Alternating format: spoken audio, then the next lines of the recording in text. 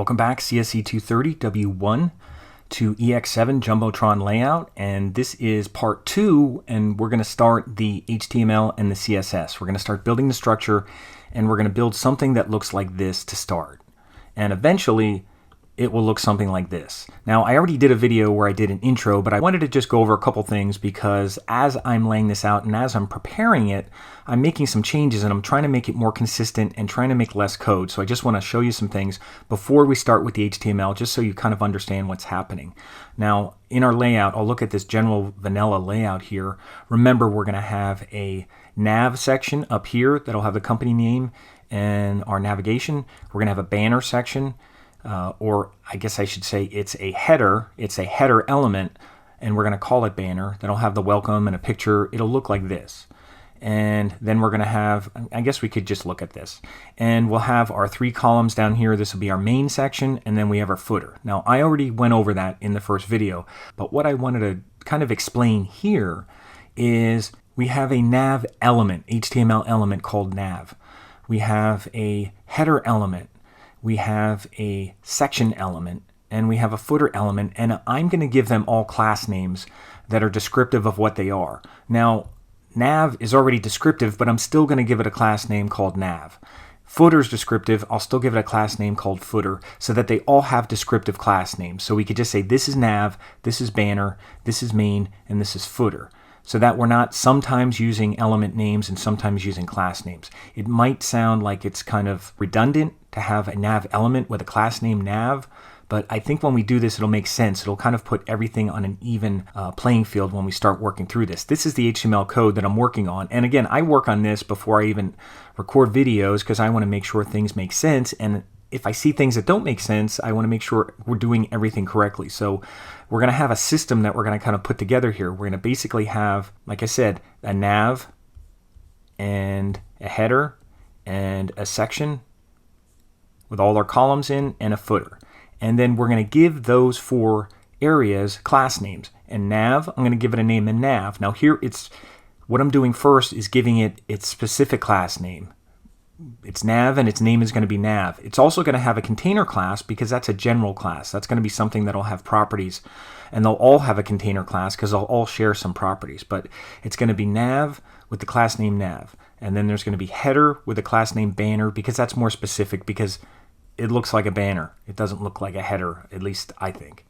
And then we're going to have a section, and we're going to call it main because you can see it's kind of the main area. So that's going to be its own specific name, main. It's also going to have a container because that's going to be general. And then it's also going to have a more specific style or class, I should say, called container flex because this one's going to be different. It's not going to be the same as the other one. So we have to make it a flex container. So I'll just make it container flex. And then again, we'll have all our columns in there, and then I'll have a footer, and its class name will be footer. And it'll also have the container class so that it shares all those same properties. And I think doing it this way will eliminate making other HTML elements, because when I originally did it, I actually made divs called container inside these. And then I was thinking, we don't need to do that. We just need to give it the class of container. It just needs to have those properties. It doesn't need to be a separate element. So we're going to have these kind of 4 main elements, and then they're going to have classes applied to them. We're going to try to do it in an order so that we give it its own kind of personal name like nav and banner and main and footer down here, and column 1, column 2, column 3, and so on. And then as we have multiple classes being used to style these elements, we're going to use a general class. So it'll be its like main name nav, and then it'll have like container because that's a general thing. Now, I wasn't sure what to do with this one because it's going to have main, its personal name, then it's going to have container, which is general, but then it's going to have more specific stuff. So I thought that would be okay because we're still going in the order that the other ones are. So that's what we're going to do. And hopefully that makes sense as we start to build this. But I just wanted to point that out because I'm going to build it from scratch and I'm going to talk you through it so you understand what we're doing. But even before we start doing that, I just want you to understand that we're just going to have our 4 main elements, and they're going to have class names that may be redundant of what their element name is, their HTML element. Then they're going to have a general class applied to it of container, which will have the same properties so that they all kind of center in the page. It's all 80%. There's margin auto on other side. So everything that they all share is going to be in the container class, and then anything specific will be in its nav class, its main class, its header class or banner class, and in the footer class. So anything that's specific is in there. And then we might even have more specific classes like container flex, because this one's going to be with 3 columns. We might try to do flex with this one. Right now I just have it as float. So that's where we're going. So what we're going to do next is get started creating the HTML from scratch. So if we go to bookmarks and documents and resources in my Warren, at the very bottom for unit 8 there's a link, and this is just a sample layout, and you could click on this and keep it out. Now I'm going to move my tab to the far right over here so I could just look at it, just so you have a visual to look at. And you can inspect the code, but it's going to be a little bit different of what we do. So this code will not be the same. So don't think you could just go in and view the source and copy and paste that, because it'll be different. It's a little bit different of a layout, and we're going to do it differently. But anyway, I want you to have a visual to look at as we do this. Here to my repels, I'm going to get out of this one and just go to my main dashboard here, and just go to my repels. If you're not seeing this. And again, I think the dashboard area is a little confusing. Some of you have said that in the discussions, and I agree. I think it's a little harder to get around in the dashboard. It's a little more confusing. But if you go to your My Repels here, I'm going to go here to CSC230 W1. Now, I have another one here, and that's actually from another student. That's why it has 1. So I forked it from another student to look at. But this is mine here, so I'm going to click on this. It's not Jumbotron. So it's our main one that we've been using, and we're just going to make a folder in here just like we did. And we're going to call it ex7. And I don't really need this necessarily, but I'm going to leave it so that I can preview my stuff here. And again, that'll be different than the one that's showing up here. This is just a separate link. And remember, this is our main one, and what you could do here before you do anything is go to your main index page, your root index page, and just put a link to ex7. And call this ex7. Then you'll be all ready to go. Then when it previews the root page, it'll go to this page, and then you can just click on the link to ex7. So that's done. I could just hit run, I guess. I hit run as if I'm seeing save, but I don't know if you have to do that, but there it is. So now it's going to show me ex7, which I do not have yet. So let's make a folder here, and we'll call it ex7, same way. And there it is. And let's make an index file inside of there. And I'm going to add a file, make sure I'm on that, and make sure it's creating it inside there, and it's just going to be called index.html. Remember, we always have an index inside a folder, inside a directory, as our root for that directory, or our home page for that particular directory. So we could have multiple index pages within a website as long as they're in folders, but the main one for our main site, and the way a website would work, would have a main one. That's our root for all the different exercises that we're working on in here as well. So there's index.html, and there it works. It didn't work the first time. And there's nothing here. So instead of typing and typing, I'm just going to put an exclamation point and hit tab. And that's a lot easier than typing all this stuff. And for our title, we can just put ex7 Jumbotron. And if you want to put your name, just so I can see it up there, that's fine. It's not a big deal. And again, that's just the title that shows up in the tab. And we don't really have any content yet. And this is also the place where we're going to link to our CSS. Now, we don't have CSS yet, so let's just wait until we actually have CSS. Let's build some structure here. So what we're going to build is a nav, we're going to build a header, and we're going to build a section and a footer. That's it. So let's start very general first. And I think the easiest thing when you're typing code in here is to hit enter, because then it's going to indent the structure automatically.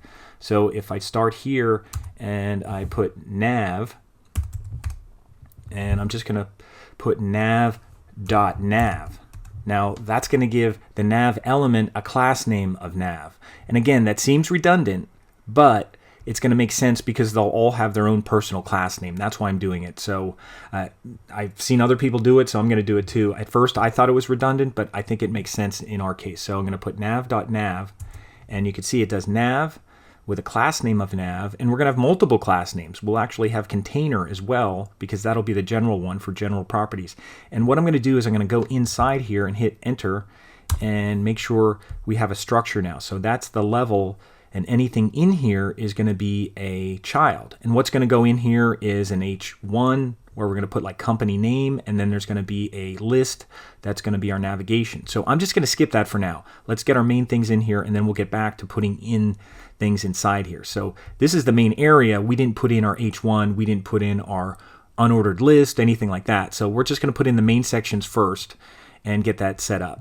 And after this, and you can see it's going to be on the same level, and you can even put a space if you want, but this is going to be header because it's a header HTML element, and I'm going to put dot banner because I think that's a good name for what we're doing here. It kind of looks like a banner. We're going to put a picture in it eventually. It's like a welcome. You could even call it welcome, but I'm just going to call it banner for now. And normally they call it Jumbotron. So you could call it Jumbotron, I guess, as long as you're consistent. But I'm going to call it banner, and I'll hit tab. And if it doesn't do the HTML, just backspace and do it again. Sometimes if you do a space or something, it won't continue the shortcut. And then I'll just do that. So there's my banner section. I'll hit return. And the next section is going to be a section. So it's going to be an HTML element called section. And I'm going to give it a class name of main.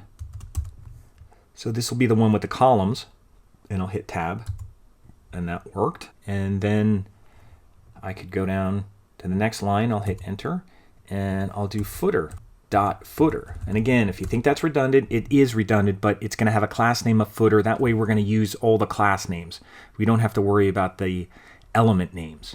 So I'll hit tab, and I'll put my cursor inside of here. So there's our 4 main sections: nav, header, section, and footer, and their class names are nav, banner, main, and footer. So we got nav, banner, main, and footer. That's the way this page is broken up, and then we're going to have elements inside there. So that's our start. Now we don't really have anything inside here yet, or there's nothing even to look at yet. This is kind of like, it's like we put a table in here, some kind of structure in here. So what we're going to do next is start putting in our HTML, start putting in our content, our H1, our list. Here's a heading, a paragraph, buttons, heading, paragraph, button, and then just a paragraph at the bottom. So that's what we're going to do next. And I think what I'll do is I'll stop here. Since we have our basic structure set up, you could really do this. You could hit run. You can click on this thing, so it opens up in a new tab. Now I still have a preview tab just to look at this. This is the one from my Warren, but then I also have this, and I'm going to click on this, and that way this is what we're going to look at. Now there's nothing here. That's because I don't have any content in here yet. We just have our HTML structure, but there's no physical paragraphs, headings, anything like that. We just have basic dividers on the page.